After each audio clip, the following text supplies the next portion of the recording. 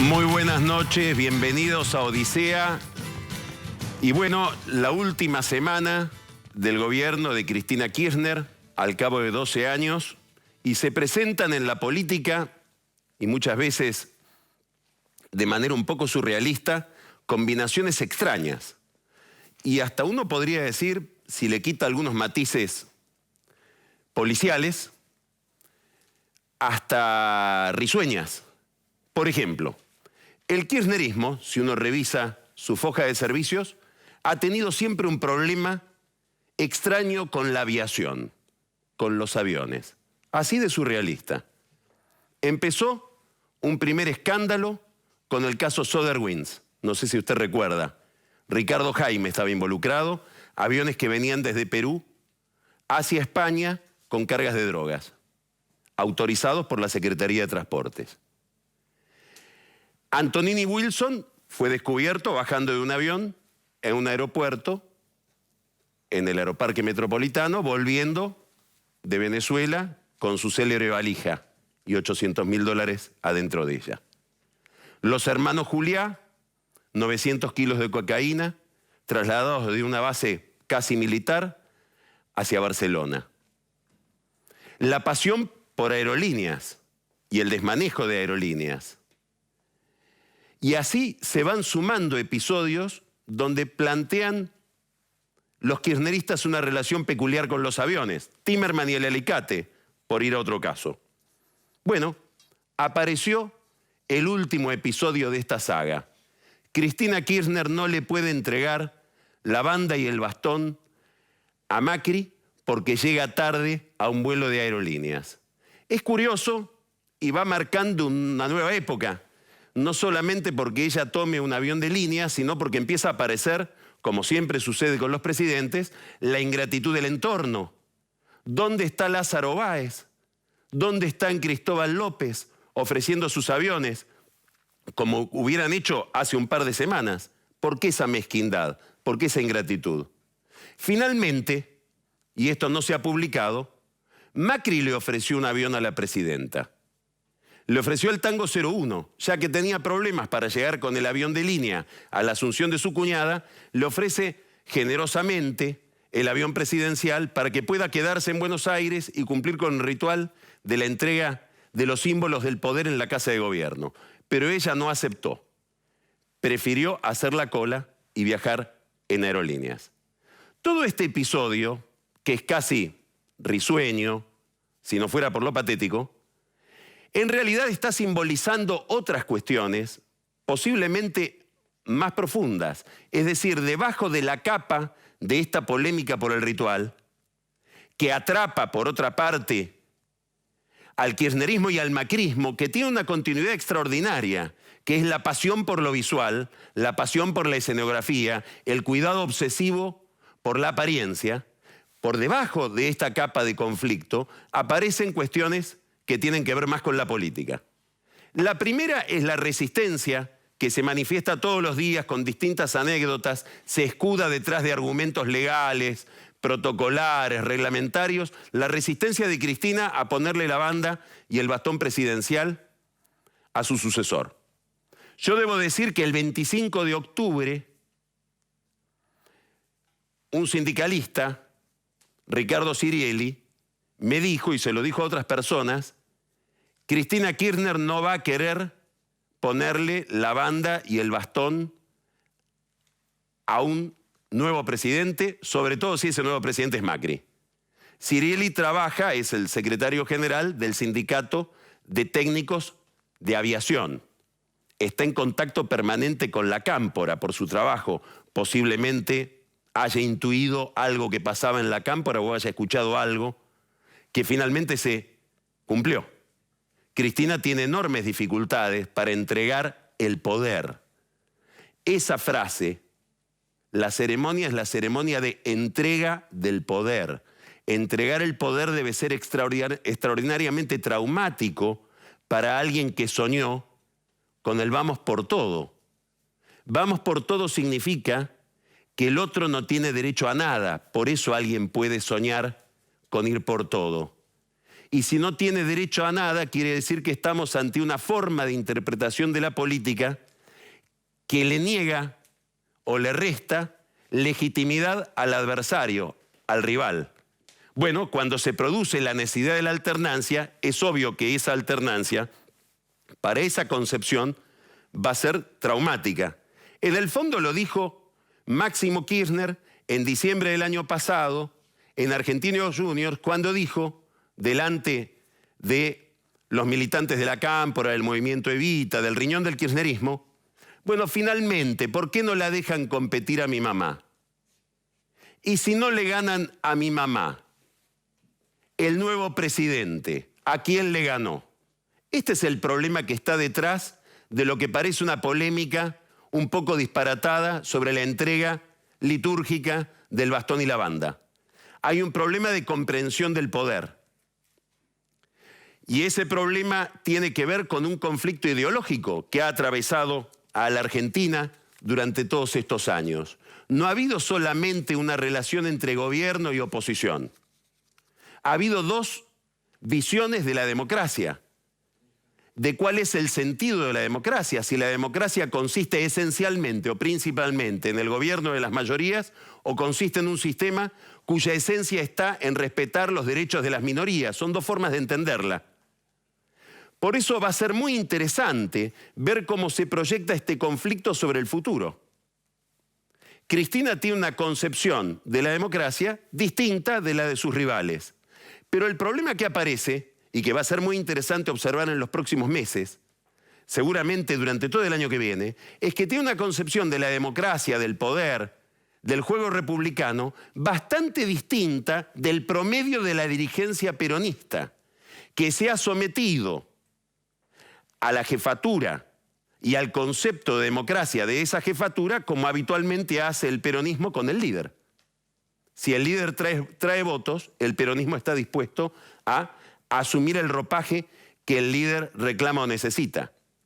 Bueno, Cristina, esta es la pregunta importante de la transición que se abre dentro del peronismo. ¿Va a lograr liderar dentro del peronismo este concepto de democracia que está planteado o cifrado en la escena sucesoria y que la lleva a ella a plantearse o a exponerse o a pretender ser la representante monopólica del cuadrante populista de la política argentina? ¿Logrará el consenso alrededor de esa idea que obtuvo durante todos estos 12 años? ¿O el peronismo va a empezar un debate interno? Todavía no empezó. Cuando se reunió con los gobernadores la semana pasada, Fellner quiso abrir la boca como presidente del PJ y le dijo, vos callate. Y aclaró delante de todos, acá yo no me equivoqué. En todo caso, habrá perdido Yoli. No yo. Este es el debate que empieza. ¿Y por qué es un debate importante? No solamente porque el peronismo es una fuerza importantísima en el país, sino porque además domina bloques cruciales en el Congreso. Un bloque mayoritario en la Cámara de Senadores y la primera minoría en la Cámara de Diputados. Quiere decir que el procesamiento de esta discusión, si es que se termina de abrir, va a condicionar o a producir o la unidad que todavía existe o la fisura en los bloques con los cuales va a tener que tratar Cambiemos en la Cámara de Diputados y en la Cámara de Senadores. ¿Qué quiero decir? Que de cómo se empiece a procesar, a tramitar esta discusión sobre el estilo de oposición que realice el peronismo va a depender en gran medida de la gobernabilidad del propio Macri. Esto es lo que se esconde si uno empieza a tirar de la piola de esta discusión que aparentemente es solamente ritual o litúrgica. Tiene una dificultad importante, Cristina, para este objetivo que se ha planteado, que es liderar este cuadrante, digamos, populista y esta concepción de la democracia en un escenario distinto, porque ahora pasa al llano. Y esa dificultad importante es que esta idea que ella representa está derrumbándose, está perdiendo espacio en toda la región. Ayer hubo elecciones en Venezuela. Ganó la oposición a Maduro. No sabemos todavía a esta hora cuál va a ser la proyección de esa victoria sobre la Asamblea Nacional venezolana. Hay quienes piensan que la oposición puede llegar a tener un poder suficiente como para modificar la Constitución y producir la remoción de funcionarios, si es que alcanza los 2/3 de la Asamblea Nacional. El chavismo quedó muy acorralado. El único saludo que recibió Maduro, solidario, indiscutido, incondicional, fue el de Raúl Castro, que ya está en relaciones con los Estados Unidos desde hace tiempo sin avisarle a Maduro. Y el resto es aislamiento. Por supuesto, Cristina Kirchner no se pronunció. Curiosamente, tampoco se pronunció Mauricio Macri sobre esta victoria de la oposición venezolana. Seguramente lo hará en las próximas horas, si no es que está muy atareado con la ceremonia y con la discusión de traspaso del gobierno. Lo cierto es que el derrumbe paulatino del populismo se va manifestando no solo en Venezuela, sino también en Brasil, donde el miércoles de la semana pasada se abrió el proceso de juicio político para la presidenta Dilma Rousseff. Y mientras se abre ese proceso de juicio político, su vicepresidente, Michel Temer, que no pertenece al Partido de los Trabajadores, pertenece al PMDB, que es un aliado táctico del Partido de los Trabajadores, Michel Temer, el vicepresidente, está dialogando con la oposición para ver si puede encabezar un gobierno de transición después del juicio político o eventualmente la renuncia de Rousseff. Este es el escenario en el cual se instala Mauricio Macri como presidente, y este es el escenario regional en el cual se relanza o se pretende el relanzamiento de la economía argentina. Ese relanzamiento es un relanzamiento dificultoso porque implica una reconstrucción no solamente económica, sino institucional de la economía. Hoy hay una noticia muy relevante, que es que ya conocemos quién va a ser el nuevo titular del INDEC. Jorge Todesca. Va a ser el encargado de reconstruir las estadísticas. Una tarea tan primitiva como esa, no solamente de medir cuánto es la inflación, de reconstruir las series estadísticas hacia atrás, devolverle la luz a la Argentina respecto de sí misma. Un país sin estadísticas es un país que no se puede contemplar a sí mismo y por lo tanto no hay política pública que se pueda asentar sobre la ceguera. ¿Quién es Todesca? Un peronista ligado al sindicalista Momo Venegas, que tiene en Venegas y en el coronel Gonorrea a dos de sus principales padrinos políticos, que fue exiliado después de haber participado de la Juventud Peronista y que además fue el segundo, y este es un dato muy relevante, el segundo de Remeslenikov en la crisis del año 2001. Muy probablemente Todesca tenga mucho que decir dentro del equipo económico respecto de cómo se manejan las grandes crisis, porque a él le tocó la salida de la convertibilidad como viceministro de Economía. Pero el detalle que seguramente irritará a Cristina es que Macri eligió para la conducción del INDEC a un perseguido de Moreno. Todesca está en la lista, junto a otros economistas, Kigel, Bain, Ferreres, Melconian, que fueron perseguidos, ellos y otros, por el gobierno kirchnerista y por Guillermo Moreno por publicar cifras de inflación distintas de las que publicaba el INDEC, que adulteraba los números. Esta novedad, que tiene que ver con que la Argentina vuelva a producir estadísticas en las publicaciones internacionales. Cuando se menciona a la Argentina aparecen guioncitos en el lugar donde tendrían que aparecer los números de la economía argentina. Tiene que ver con un relanzamiento general, con un reseteo general del frente externo de la Argentina. Esta semana Toto Caputo, el secretario de Finanzas de Alfonso Pratgay, va a estar en New York y va a iniciar las negociaciones con Daniel Pollack, que es el mediador con los holdouts. Va a estar también hablando con los bancos a los que se le va a pedir un paquete de financiamiento para fortalecer las reservas del central y levantar finalmente el cepo.